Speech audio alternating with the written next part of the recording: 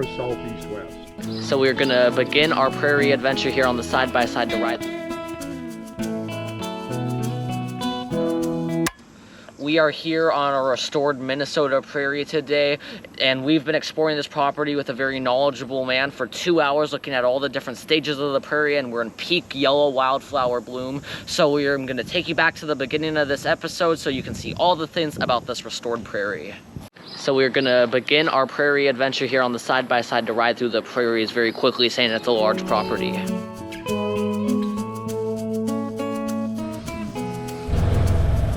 It's less than 10 years old. Well, that is really cool. And sage smell. You've got to be really careful because any herbicide that you use to kill undesirable plants will also nuke the desirable plants. Yeah. So I use a lot of mechanical control here, which is pulling the undesirable stuff, cutting it. So you just walk through here a lot, like I always walk through here a lot, and yeah, and I've got clippers and just taking stuff out. It's interesting to me that you use the same seed mix on 10 different parcels, and each parcel looks different. Because out here looking at some cool plants in the prairie. Right now, but the leaves usually are aligned north, south, east, west. So north, south, west, and east.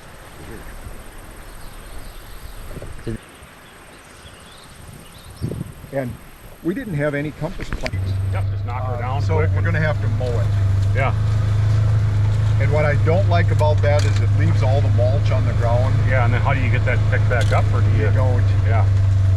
But we just don't have a choice here.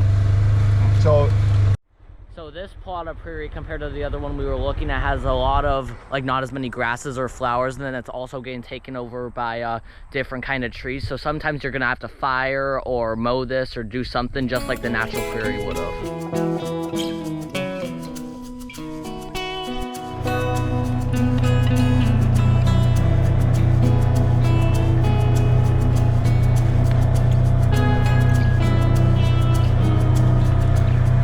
And all of the monarch butterflies winter on 7 acres in Mexico.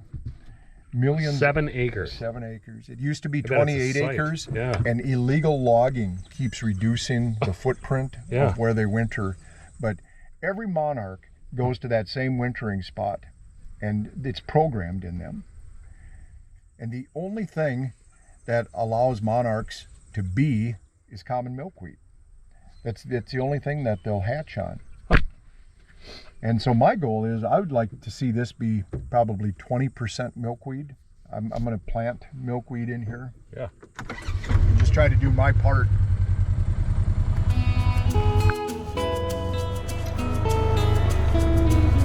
And this is a much younger prairie.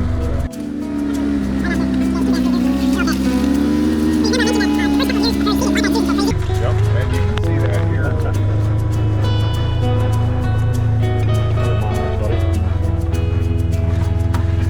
We have quite a bit of gold.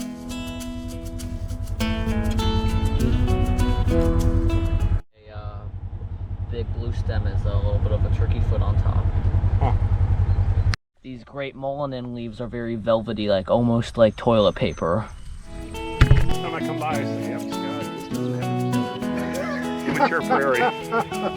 So now we've made our way over to more of a younger prairie, which is completely different, not as diverse as the other one we saw first. But it's cool to see how you can almost see all the stages of the prairie on this property. But this one still is really pretty too. There, and waters the plant. That's cool. And so this likes more moisture, so it collects more moisture. It'll just take over. Yeah. And it gets so thick that nothing else will grow. Is that the same like with this obvious thistle?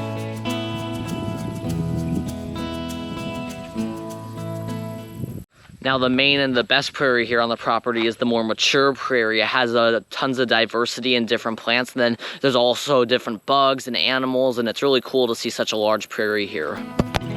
People love all the flowers at this.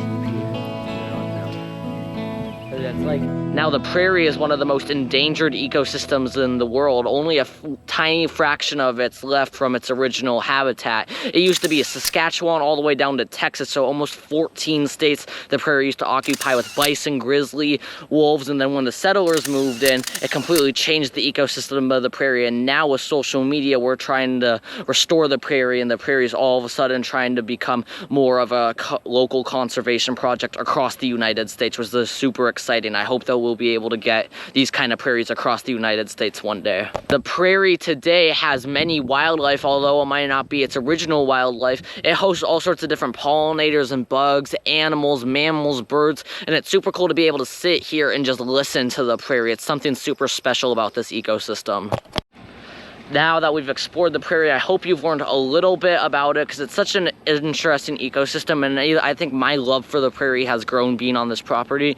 And a huge thank you for Scott for taking me around and teaching me all about his amazing prairies he has here on his property. But see you in the next episode. See you then.